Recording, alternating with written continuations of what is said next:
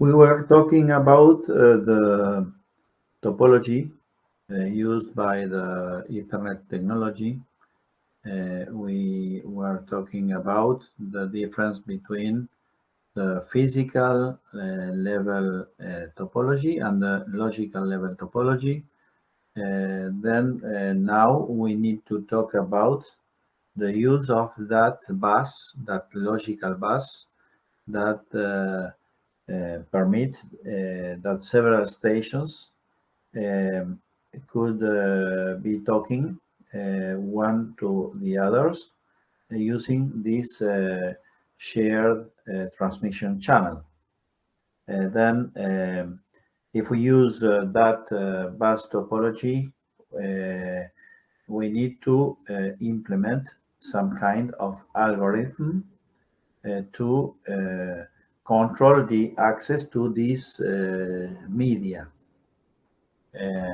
In the case of Ethernet, the algorithm used to control the access to this media, to what we call medium access control, is a typical random medium access control called CSMACD, that is carrier sense multiple access with collision detection.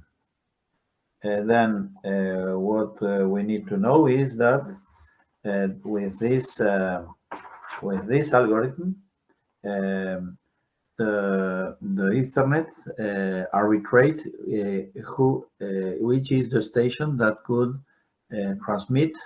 But what is important to know is that only one station could be transmitting a digital signal over the channel, and the other stations could then receive, that is, listen and receive that digital signal and decode it, and then get the frame. And then, in order to avoid that two or more stations will transmit at the same time, we need to implement a mechanism that is referred to as listen before talking. That is, each station needs to listen in the channel. This is accomplished by a mechanism called carrier sense. Each station sense if there is any carrier on the channel, on the bus, and only if the bus is free, the station start transmitting. But what is important to know is that even if a station use this mechanism of listen before talking, we need to know that a collision could occur. A collision is possible. Why? Because the propagation of the digital signal is not so quick as we would like. For instance, there is a propagation speed across the segments, for instance, across the coaxial cables, across the UTP cables, across the fiber cables. And if we use, for instance, repeaters, the repeaters introduce a certain amount of delay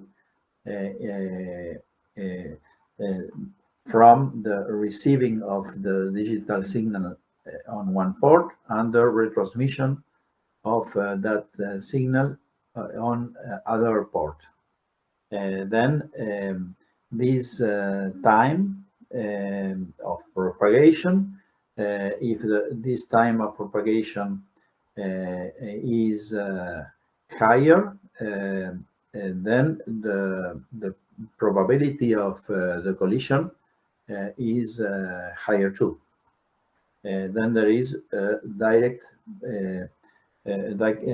relation between the collisions probability and the time that a digital signal could travel from one station to any other station in what we call the collision domain.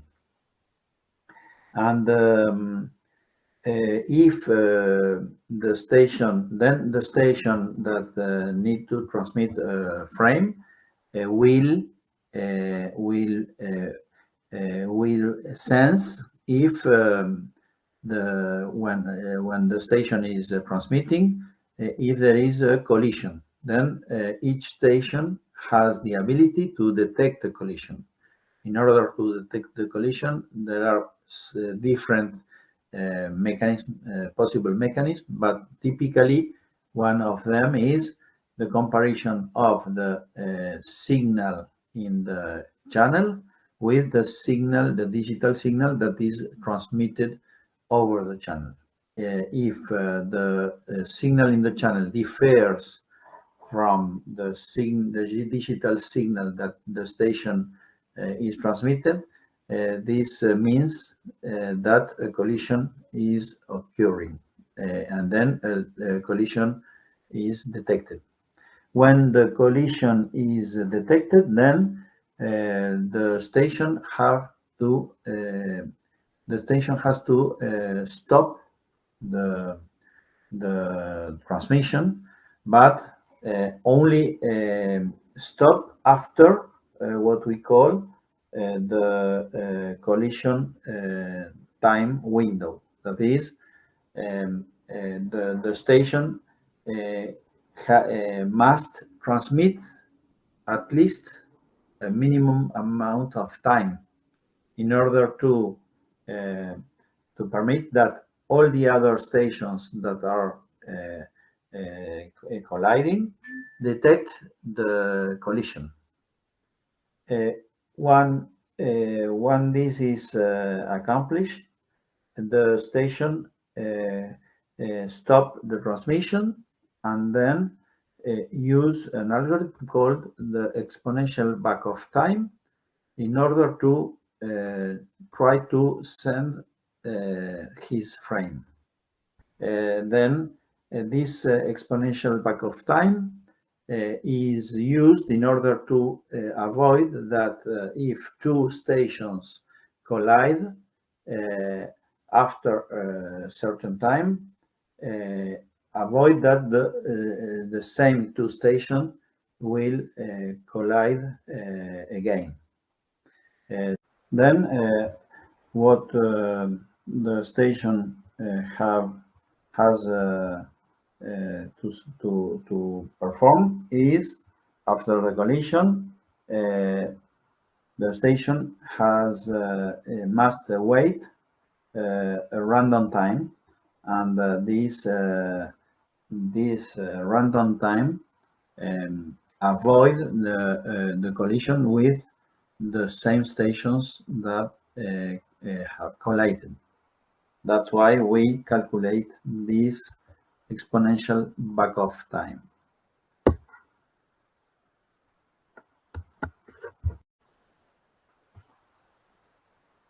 We were talking about the exponential backoff time, that is the time that a station that has detected a collision have to wait in order to try to send the frame over the network, over the bus, over the Ethernet bus.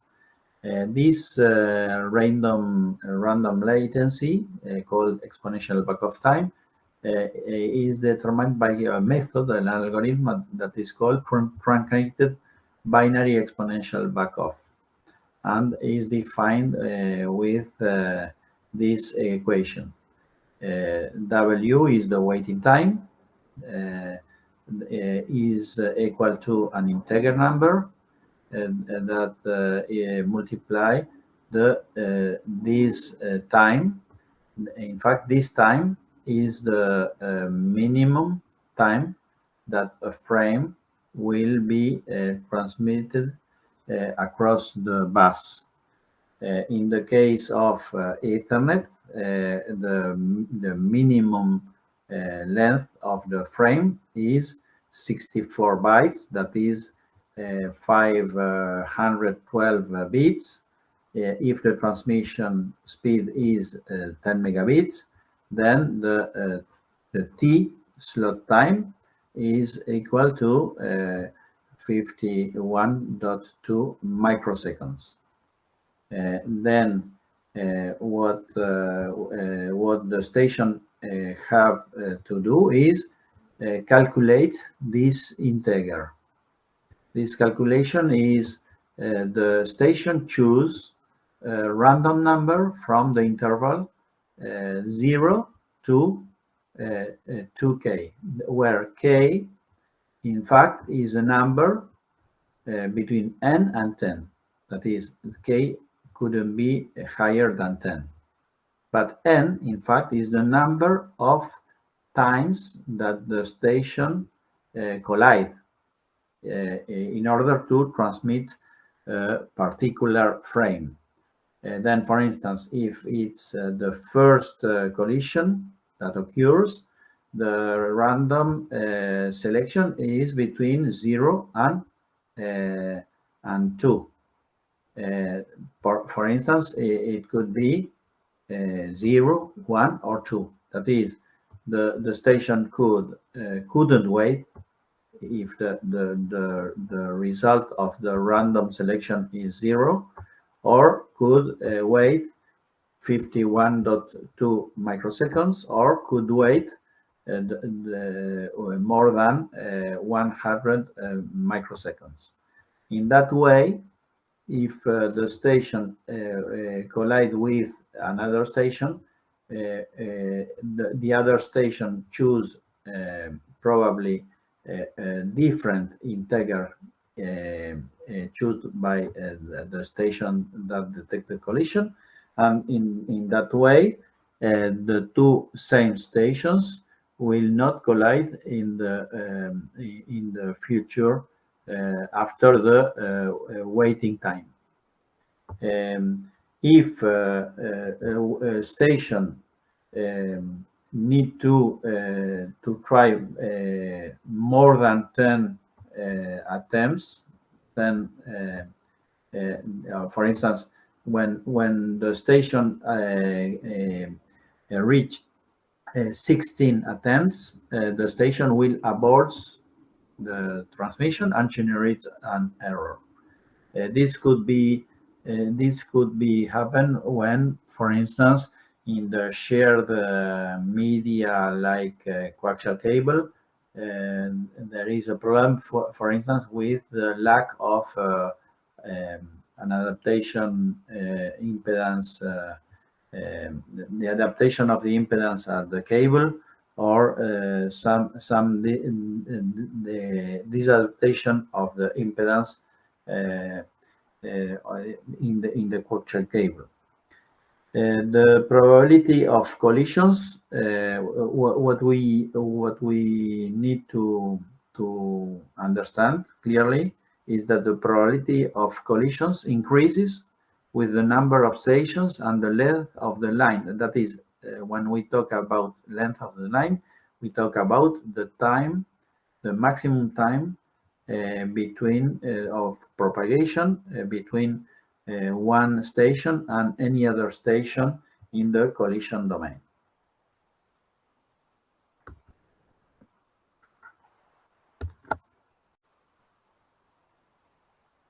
In order to better understand what happens in the bus, in the Ethernet bus, we could analyze the timing consideration of collision detection.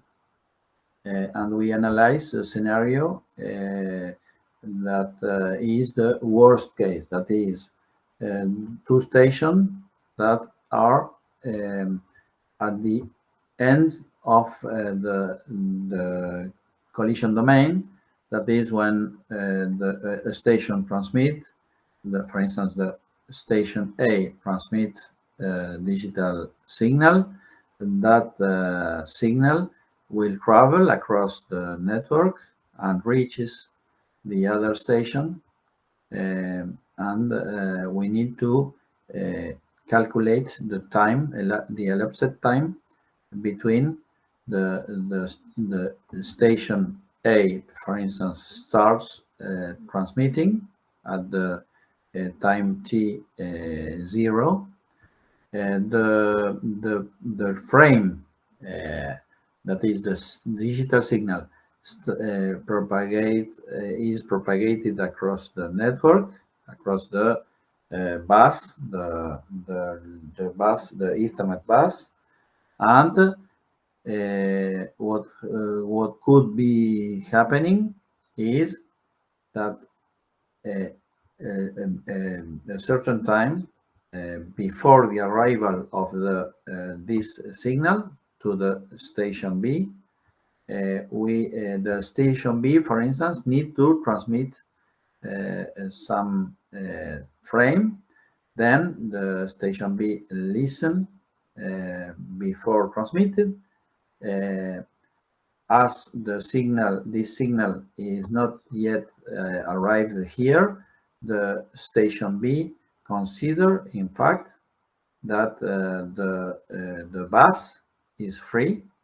Then the station B start transmitting too at almost the same time that the station A.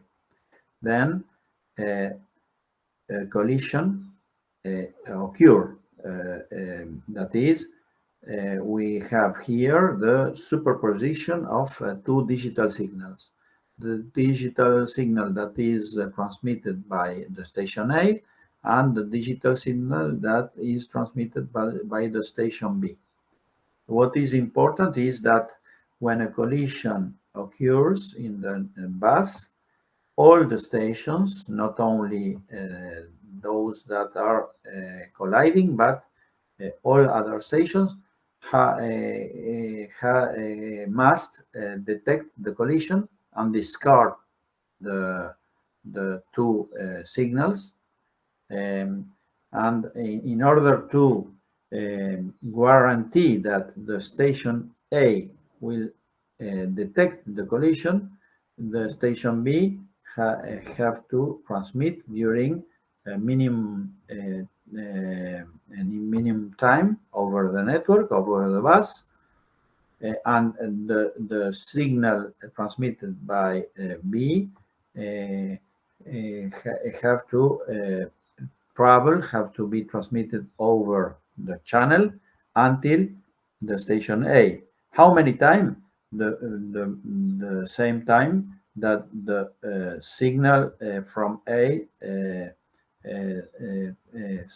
spend to reach the other end of the network, of the collision domain. Then we need to understand that the what we call the collision window time is in fact equal to twice the propagation time from one end to the other end of the network, of the collision domain.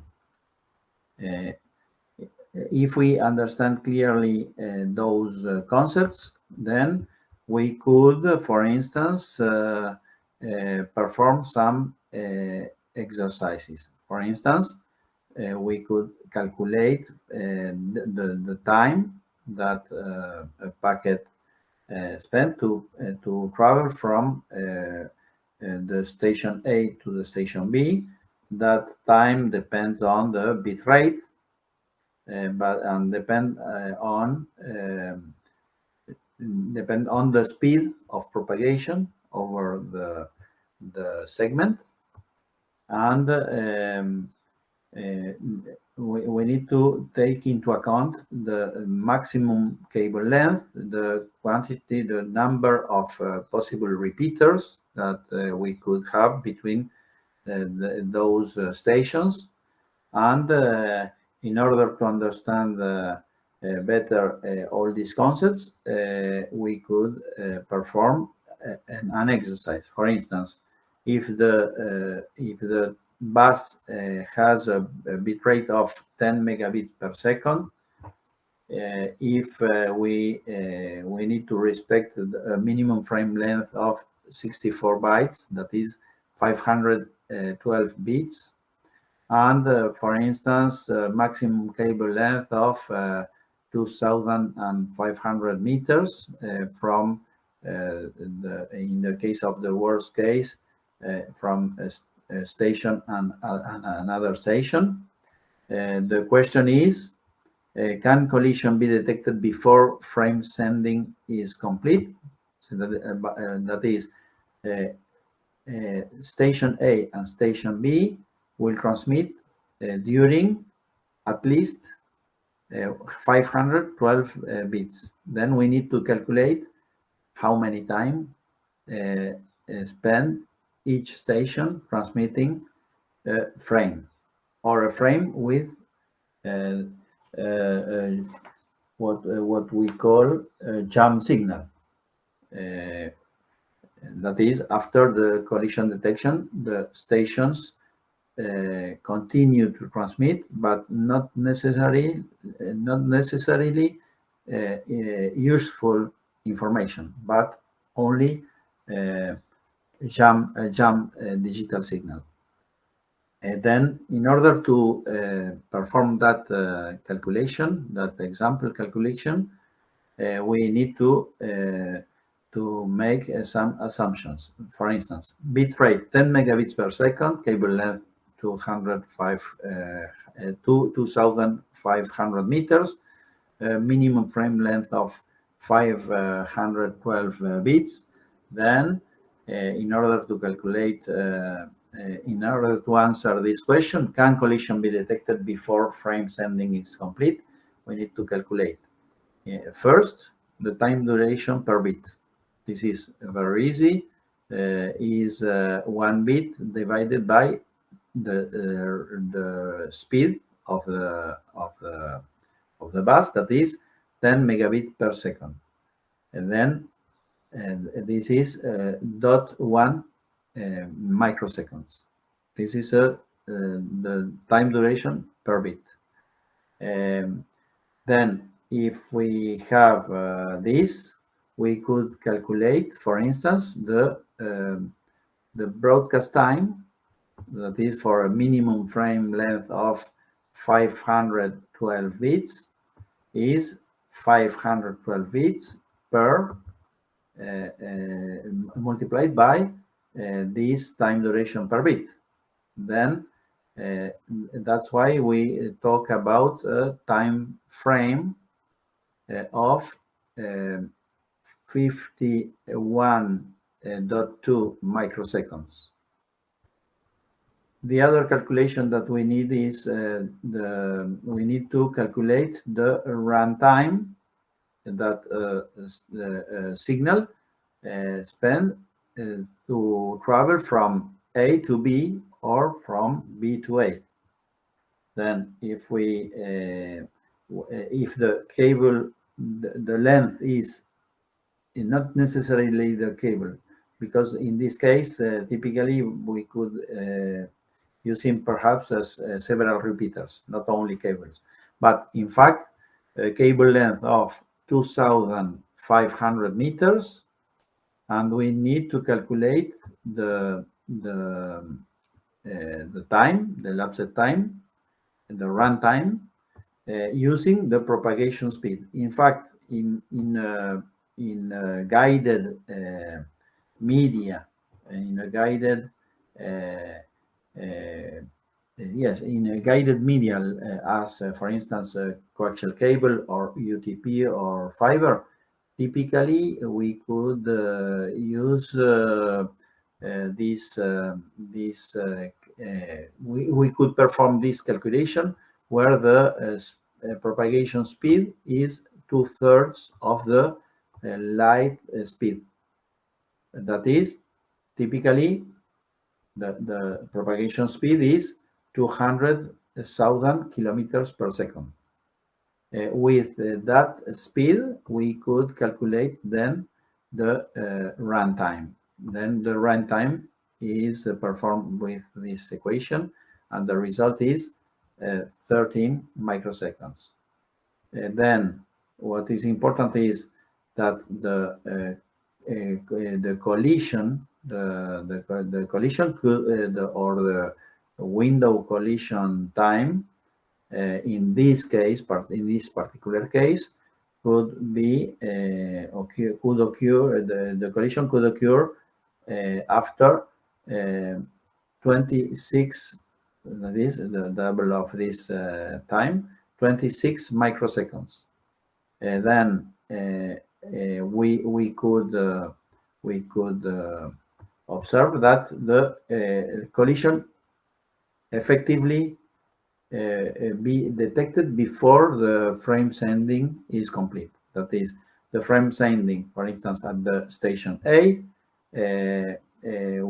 will be completed after 51.2 microseconds. And this time is enough to detect a collision that occurs, for instance, in 26 microseconds. And then the conclusion is collision can be detected before the sending process for frames is completed.